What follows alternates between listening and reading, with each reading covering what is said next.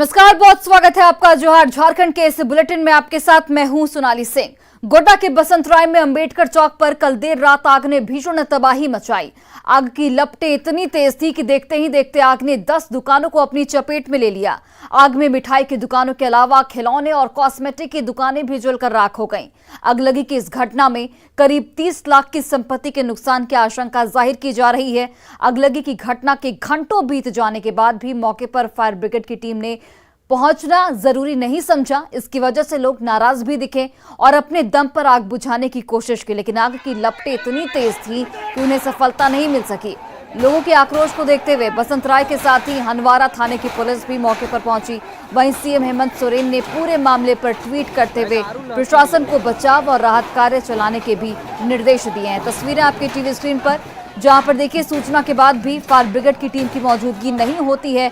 लोग अपने स्तर पर अपनी कोशिशों से आग को बुझाने की कोशिश करते हैं, लेकिन इसके बावजूद भी सफलता नहीं मिलती। उसके बाद प्रशासन की टीम को यहां पर पहुंचना पड़ता है। प्रशासन की टीम की दखल के बाद हालांकि आग को बुझाने की कोशिश की गई। सीएम हेमंत सोरेन ने भी ट्वीट कर इस घटना पर दुख जाहिर किया है। साथ ही ये भी कहा है नहीं समझ में आ रहा कि प्रशासन को बचाव और राहत कार्य चलाने के भी यहां पर सीएम की ओर से निर्देश दिए गए हैं। जब वहाँ पे खबर करते हैं बोलता है हमको जानकारी नहीं थी। तो आप पेट्रोलिंग 1 घंटे के दरमियान में बसंतराय क्षेत्र में या अम्बेडकर चौक पे आप गार्ड का नियुक्ति क्यों नहीं किए? जब बाबूलाल मरांडी जी आएंगे तब नियुक्ति करते हैं। आप एक गार्ड का अगर नियुक्ति कर देते या 2 गार्ड का नियुक्ति करते इस चौक पर, कितने का नुकसान हुआ होगा? जैसे कि कम से कम हमको लग रहा है हमारे अपने 25 से 30 लाख रुपए का नुकसान हुआ। दमकल ये सही किया जाए और इसको सरकार इसका भरपाई किया जाएगा। हम लोग का पर्सनल एक दुकान का 2-2.5 लाख रुपए एक दुकान का वो हुआ है, नुकसान हुआ है। सबको देना है, भरपाई करना होगा। गए बोले तब पुलिस आया है। वाला को नहीं बुला सकते हैं, कहाँ लिखा है फोटो पब्लिसिटी के लिए? बाद में पुलिस आती है पब्लिसिटी के लिए। जब मेरा चल गया किसका जिम्मेवार कौन होगा? रहा मतलब वो जो देखिए बगल में, देखिए बगल में भट्टी जल रहा, आंधी तूफान आएगा सब लपेटेगा। और बड़ी खबर आपको रांची से बताते चले, जहां पर जेजेएमपी एरिया कमांडर विकास लोहरा की हत्या कर दी गई है। बुढ़मू में वर्चस्व की लड़ाई में मौत की आशंका इस वक्त जाहिर की जा रही है। छापर बालू घाट को लेकर लड़ाई थी, जिसमें जेजेएमपी के नक्सल कमांडर एरिया कमांडर विकास लोहरा की हत्या कर दी गई। आपको ये भी जानकारी देते चले कि बालूघाट में मजदूरों से मारपीट भी की गई थी। टीपीसी ने जेजेएमपी को चेतावनी भी इसके लिए दी थी। उग्रवादियों की गिरफ्तारी में फिलहाल पुलिस इस वक्त जुटी हुई है। रांची से हमारे सहयोगी ओम प्रकाश जुड़ गए हैं। ओम प्रकाश, क्या कुछ अपडेट इस पूरे मामले को लेकर? उग्रवादियों की गिरफ्तारी कब तक संभव? जी बता दें कि करीब 4 थानों की पुलिस जो है वो इलाके में सर्च अभियान चला रही है। उग्रवादियों की गिरफ्तारी का हर संभव प्रयास किया जा रहा है। आपको ये भी बताना चाहेंगे कि बीते 26 अगस्त को इस छापर बालू घाट को लेकर जेजेएमपी के द्वारा जो है वो इलाके में मजदूरों के साथ मारपीट की गई थी। वहीं उन पर लेवी भी मांगी गई थी, जिसे लेकर टीएसपीसी ने पूरी तरह से कहा जाए तो एतराज जाहिर किया था और उसी को लेकर वर्चस्व की लड़ाई की जो खूनी संघर्ष है उसकी आहट सुनने को मिल गई थी। हालांकि पुलिस के द्वारा इस मामले में जो जानकारी सूत्रों से निकल कर आ रही है कि जल्द ही पूरे मामले का उद्भेदन कर लिया जाएगा और जो भी उग्रवादी इसमें शामिल है उनकी गिरफ्तारी कर ली जाएगी। लेकिन जिस तरह से ये खूनी संघर्ष जो अब शुरू हो चुका है वो कहीं ना कहीं आने वाले दिनों में क्षेत्र के लिए एक बड़ी चिंता का सबब बन सकता है। जी चलिए ओम प्रकाश, बहुत बहुत धन्यवाद तमाम जानकारियों के लिए। और वही देखिए, झारखंड और बंगाल के बॉर्डर पर कुर्मी समाज का आंदोलन लगातार जारी है। आदिवासी का दर्जा देने की मांग को लेकर पश्चिम बंगाल के खेमाशोली रेलवे स्टेशन का रेलवे ट्रैक जाम कर रखा गया है, जिसकी वजह से कई ट्रेनें रद्द कर दी गई हैं। अभी भी 2 दर्जन ट्रेनें यहां फंसी हुई हैं और उसमें सवार यात्रियों की मुश्किलों का कोई ठिकाना इस वक्त नहीं है। रेलवे ट्रैक के साथ ही NH 49 जाम होने से झारखंड के सीमावर्ती इलाकों से बंगाल आने जाने का रास्ता भी बाधित हो गया है, जिसकी वजह से आम लोग इस वक्त बेहद परेशान हैं। तस्वीरें देखिए आप, जहां पर कुर्मी समाज का आंदोलन लगातार जारी है। इसकी वजह से रेल की आवाजाही पूरी तरीके से बाधित हो गई है। जानकारी आपको देते चले कि रेलवे ट्रैक को जाम कर दिया गया है। 24 ट्रेनें इस वक्त रद्द कर दी गई हैं।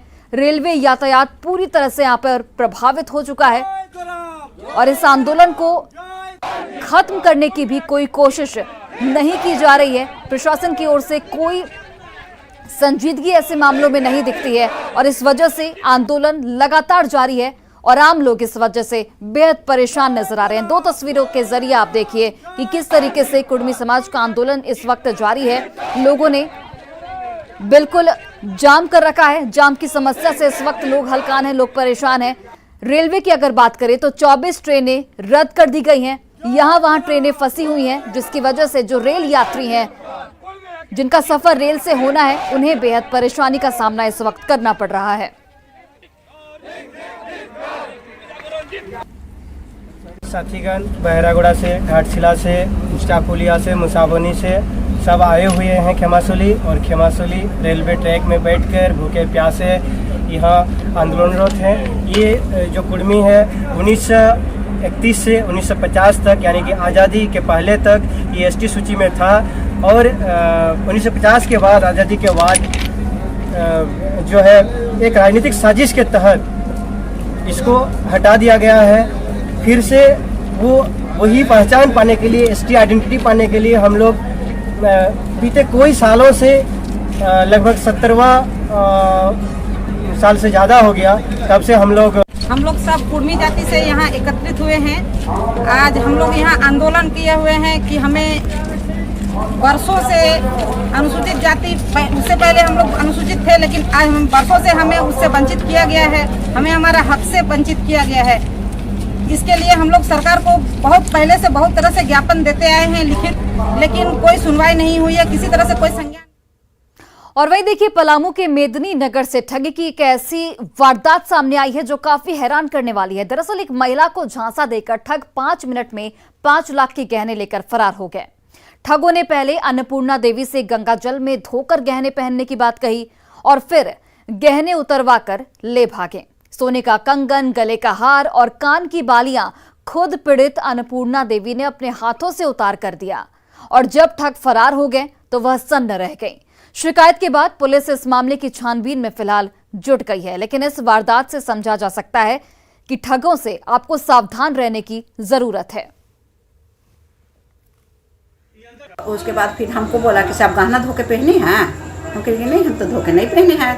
तो गंगाजल में दूध के धो के पहनना चाहिए। उसे देखिए तो उसे रावण का सोना का महल था, उसका घमंड ढह गया। और सजीवन बूटी कौन लाया था तो वही बोल रहा है कि नहीं हनुमान जी लाए थे। उसके बाद हमको बोला कि गहना आप निकाल दीजिए, घर जाइएगा तो धो के पहनिएगा, निकाल के अपने पर्स में रखिए। और सब हम निकाल के पर्स में रखे। उसके बाद में बोला है ना कि 41 कदम आप चल के आइए, इधर उधर मत ताकिएगा, बावें दाहिने कहाँ मत ताकिएगा, 41 कदम चल के आइए, देखिएगा आपका साक्षात भगवती हाथ में दर्शन देंगे। तो उसके बाद हम 41 कदम तो नहीं चले बेटा, लेकिन 8-9 कदम चले होंगे, चाहे 10 कदम चले होंगे, हमको होश नहीं है। उसके बाद हम घूर के आए तो देख रहे हैं लोग आए। हम बुझा रही है बेहोश हो जाएगी, हार्ट फेल हो जाएगा, एकदम रोग आ रही है, खाना पीना एकदम छोड़ दी है। अब कैसे हम लोग इसको संभाले? इसको बहुत मरीज ये एकदम बन गया है, लाश बन गया है, हार्ट फेल हो जाएगा, क्या हो जाएगा। और रांची के जगन्नाथपुर थाना क्षेत्र में इन दिनों चोरों का मनोबल बढ़ा हुआ है। ताजा मामला सेक्टर 1 मार्केट का है, जहां चोरों ने 5 दुकानों में चोरी की घटना को अंजाम दिया। बताया जा रहा है कि चोरों ने 5 दुकानों का ताला तोड़कर इसमें चोरी की। चोरी के इस वारदात के बाद इलाके में व्यवसायी बिल्कुल सहमे हुए हैं। दुकानदारों का इस पर कहना है कि आए दिन चोरी की ऐसी घटनाएं होती रहती हैं। घटना की शिकायत के बाद पुलिस मामले की छानबीन में जुट गई है। डेली एरिया में चोरी हो रहा है। कल सेल सिटी पुल पे हुआ है, उसके बाद 2 दिन पहले इधर हुआ है। यहाँ मेरा बगल में दुकान है, उसमें 2 बार हुआ है चोरी। मेरा 2 ताला बाहर से था, 3 अंदर ड्रोवर में ताला था लॉकर। सब महंगा जितना आइटम था सब उठा के ले गया। गैस भी था उसमें, जो सिक्का 2-5 सब मिलाकर करीब 1500 रुपया था, वो भी उठा कर सर ले गया। दुकानों में था। हाँ, मतलब तोड़ा गया। हाँ, और कितना मतलब चोरी किस दिया? सब तोड़ दिया, महंगा आइटम सामान भी ले गया, सब ले गया। और बड़ी खबर आपको गिरिडीह से बताते चले, जहां पर भवन निर्माण की राशि का भुगतान नहीं होने पर एक ठेकेदार पर पंचायत भवन पर कब्जा करने का आरोप लगा है। सरिया प्रखंड के बड़की सरिया पंचायत का ये पूरा मामला, दरअसल ठेकेदार को 1,66,000 का भुगतान नहीं किया गया था और इसी वजह से उसने न केवल भवन पर कब्जा कर लिया बल्कि आरोप यह भी है कि भवन के 5 कमरों को किराए पर लगाकर वो पिछले 16 सालों से रकम की वसूली कर रहा है। हालांकि अपने ऊपर लगे आरोपों को ठेकेदार ने आधारहीन और गलत करार दिया है। बिल्कुल ही गलत है, ये निराधार है। ये मैं पत्रकार महोदय, उन पत्रकार महोदय का कुछ निजी द्वेष के कारण ऐसा जो है तो कह रहे। हम जाके पूछ सकते हैं आप लोग कि 1 पैसे का हम लोग नहीं लेते। वो जो सो ठेला वाला लगाता है अपना, और चूँकि वो स्थानीय लोग हैं, बेरोजगार लोग हैं, ठेला खमचा वाले वहाँ लगाने के लिए उन लोगों को मालूम था कि ये मेरा है। जब हमसे पूछा गया कि भैया यहाँ पर लगाएं, क्या ये मेरा बाप का नहीं है, हम इसमें परमिशन देने वाला कौन होते हैं? तो कोई बोलेगा नहीं ना, खाली हम तो नहीं बोलेंगे, दूसरा कोई बोलेगा तो हम नहीं जानते हैं। तो सब खुश हो गया और वहाँ उस दिन से बात, और उसके पीछे जो कारण था, मंशा था कि यदि यहाँ ठेला लगेगा तो लोग गंदगी यहाँ नहीं करेंगे। इस उद्देश्य से मैंने उनको इस तरह का आदेश दिया। और गढ़वा में पीडीएस अनाज की कालाबाजारी इन दिनों जोरों पर है। जिला प्रशासन की ओर से अब तक सैकड़ों क्विंटल पीडीएस का अनाज पकड़ा गया है, जिस पर प्राथमिकी भी दर्ज हुई है। लेकिन सबसे बड़ी लापरवाही सरकारी स्तर पर यहां पर दिख रही है। एसएफसी गोदाम में एफसीआई से आया राशन बिना मापतौल के ही पीडीएस दुकानदारों को दे दिया जाता है और यहीं से शुरू होता है राशन की कालाबाजारी का खेल। इस बारे में जब गोदाम एजीएम से बात की गई तो उनका मनमाना रवैया देखने को मिला। वहीं एसडीएम और जिला आपूर्ति पदाधिकारी ने जांच कराकर कार्रवाई का भरोसा दिया है। जो आपके द्वारा जो जानकारी दी गई है उसकी जांच की जाएगी और उसमें अगर दोषी पाए जाते हैं निश्चित रूप से उन पर कार्रवाई की जाएगी। जो भी एजीएम है वहाँ के उन पर कार्रवाई। और झारखंड हाईकोर्ट ने स्वीकृत पद पर आउटसोर्सिंग के जरिए नियुक्ति पर रोक लगा दी है। कोर्ट ने इसे प्रथम दृष्टया अवैध भी बताया है। जस्टिस आनंद सेन ने एक याचिका की सुनवाई करते हुए सरकार को अगले 3 हफ्ते में जवाब देने की बात कही है। पूरा मामला क्या कुछ है, इसके बारे में जानकारी दे रहे हैं हमारे सहयोगी अविनाश कुमार। झारखंड हाईकोर्ट ने स्वीकृत पद पर आउटसोर्सिंग से नियुक्ति को अवैध बताया है। इस मामले में सुनवाई करते हुए हाईकोर्ट ने कहा है कि झारखंड में जो स्वीकृत पद हैं, अगर उन पदों पर लगातार जो नियुक्तियां हो रही हैं आउटसोर्सिंग के जरिए, ये सही नहीं है। और जस्टिस आनंद सेन ने लक्ष्मीकांत की याचिका पर सुनवाई करते हुए ये आदेश दिया है। आदेश की कॉपी मुख्य सचिव को देने की बात कही गई है। 3 सप्ताह के अंदर सरकार को इस मामले में जवाब भी देना है और जो लगातार जो जानकारी कोर्ट तक पहुंच रही है उसके मुताबिक जो झारखंड में इस वक्त जो स्वीकृत पद हैं, जो रिक्त हैं, उस पर सरकार के द्वारा आउटसोर्सिंग के जरिए जो नियुक्तियां की जा रही हैं उस पर आपत्ति जताई गई है। कोर्ट का यह भी कहना है कि इस तरह की नियुक्तियों से सरकार को नुकसान है। सरकार ऐसे कर्मियों पर किसी तरह की कोई गलती के बाद कोई कार्रवाई भी नहीं कर पाती है और ऐसे में अगर आप देखें तो सिर्फ और सिर्फ सरकार को ही नुकसान होता है। तो इन नियुक्तियों पर अब रोक लग गई है आउटसोर्सिंग के जरिए। अब जो झारखंड के स्वीकृत पद हैं जो इस वक्त रिक्त हैं उस पर आउटसोर्सिंग के जरिए नियुक्ति नहीं हो सकती है और एक बड़ी बात है क्योंकि अब जितने भी रिक्त पद हैं उसको लेकर सरकार को ये सोचना होगा कि कैसे और कितनी जल्दी ऐसे पदों पर जो नियुक्तियां हैं वो उसकी प्रक्रिया कैसे आगे बढ़ाई जाए और उन पदों पर लोगों की भर्ती कितनी जल्दी की जाए। क्योंकि अगर पद रिक्त रहेंगे तो सरकार को भी नुकसान होना है, काम भी बाधित होंगे। और कोर्ट ने जिस तरह से अपनी तलखी दिखाई है कि आउटसोर्सिंग के जरिए आप नियुक्ति नहीं कर सकते हैं, स्पष्ट है कि सरकार को अब इस ओर कदम उठाना होगा। न्यूज़ 18 के लिए अविनाश कुमार, रांची। और रांची के सीएम हाउस में हुई यूपीए की मीटिंग में 1932 के खतियान के साथ साथ दूसरे सर्वे रिपोर्ट को भी शामिल करने की मांग उठी। मुख्यमंत्री हेमंत सोरेन ने सबकी बातें सुनी और उसका हल निकालने के लिए जल्द ही विशेष बैठक बुलाने की बात कही। साथ ही गठबंधन के विधायकों के लिए मोबाइल नंबर भी यहां पर जारी किया गया है, जिसके जरिए सत्ताधारी दल के विधायक और सांसद अपनी समस्या सीधे तौर पर मुख्यमंत्री हेमंत सोरेन तक पहुंचा सकते हैं। तो रांची के मुख्यमंत्री आवास में यूपीए की बैठक में खतियान पर मंथन हुआ। कांग्रेस सांसद गीता कोड़ा ने अपनी बात मुख्यमंत्री हेमंत सोरेन के सामने रखी और 1932 के खतियान से जुड़े प्रस्ताव पर संशोधन का सुझाव दिया। हालांकि मंत्री जगन्नाथ महतो और आलमगीर आलम ने कहा है कि खतियान पर पूरा गठबंधन एकजुट है। बिल्कुल संतुष्ट हूँ जिस तरह से आज मेरी बातों को सुना गया, जिसकी हम लोग लगातार बात कर रहे थे, मांग कर रहे थे कि ये कट ऑफ डेट को नहीं दिया जाए बल्कि खतियान आधारित हो, तो माननीय मुख्यमंत्री जी ने इसको काफी गंभीरता से लिया है और एक बार इस पर बैठने की बात हुई। बस आग्रह आज यही था कि ये जो अंदरी बाहरी बोला जाता है इसको ना बोला जाए। यहाँ कोई भी बाहरी नहीं है। इसकी लंबे बहुत ही बृहद चर्चा हम इस पे करेंगे। इसके लिए माननीय मुख्यमंत्री हम सभी विधायकों को समय देंगे। आज उसका आश्वासन हमें मिला है। फिर से सिर्फ और सिर्फ जो खतियान आधारित जो बातें आजकल हो रही है, विशेष करके 1932 को लेकर, इसको लेकर बृहद रूप से चर्चा होगी। जो कैबिनेट पास हो गया तो पास हो गया, आज कोई एजेंडा नहीं था उसमें। अभी जो एजेंडा आएगा, ये एजेंडा था क्षेत्र में विकास कैसे होगा, क्षेत्र के विकास पर चर्चा हुआ। इसको हम लोग पहले ही 1932 का खतियान कानून स्वागत कर चुके हैं और उसमें जो भी है, जब एक्ट बनेगा जहां कमी होगा उसको हम लोग दूर करेंगे। एज एमपी हमेशा आती है, एज एमपी उसको बुलाएंगे। और झारखंड प्रदेश बीजेपी के प्रभारी लक्ष्मीकांत वाजपेयी ने कहा है कि 1932 के खतियान का प्रस्ताव सबसे पहले बीजेपी की ही सरकार लेकर आई थी, पर उस समय अदालत ने उसे खारिज कर दिया था। लेकिन यूपीए गठबंधन की सरकार ने कोर्ट की आपत्ति को दूर किए बिना नया प्रस्ताव लेकर आई, जो दिखावे से ज्यादा कुछ नहीं है। 1932 पर सबसे पहले कौन लेके आया था? भारतीय जनता पार्टी की सरकार लाई थी, बाबूलाल मरांडी जी की नहीं लाई थी? हाँ कहिए, लाई थी ना। और उसको हाईकोर्ट ने नकार दिया था।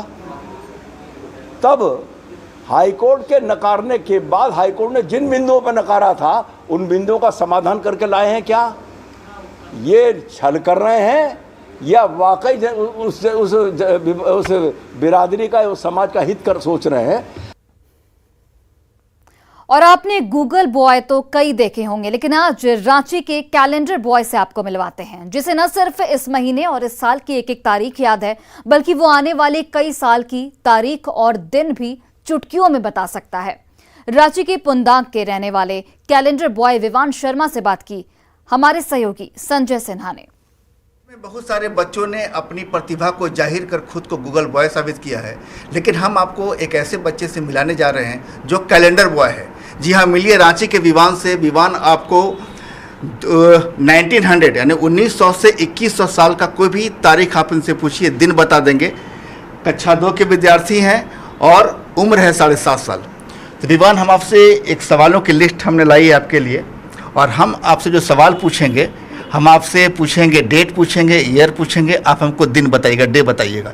ये बताइए 15 अगस्त 1947 कौन सा दिन था? 15 अगस्त 1947 फ्राइडे।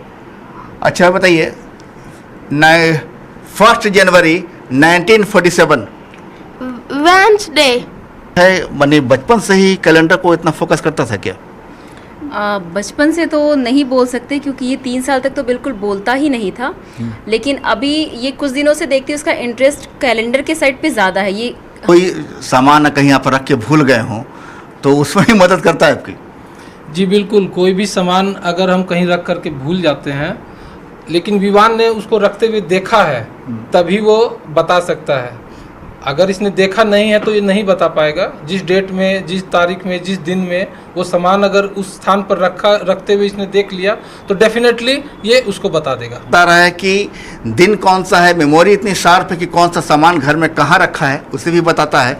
और सबसे बड़ी बात कि जो बच्चा 3 साल की उम्र तक बोलना नहीं जानता था, नहीं बोल सकता था, आज इतना बोल रहा है कि दुनिया सुनने को बेताब है। कैमरामैन संत के साथ संजय कुमार सिन्हा, न्यूज़ 18 रांची। और फिलहाल इस बुलेटिन में बस इतना ही। आप देखते रहिए न्यूज़ 18 बिहार झारखंड।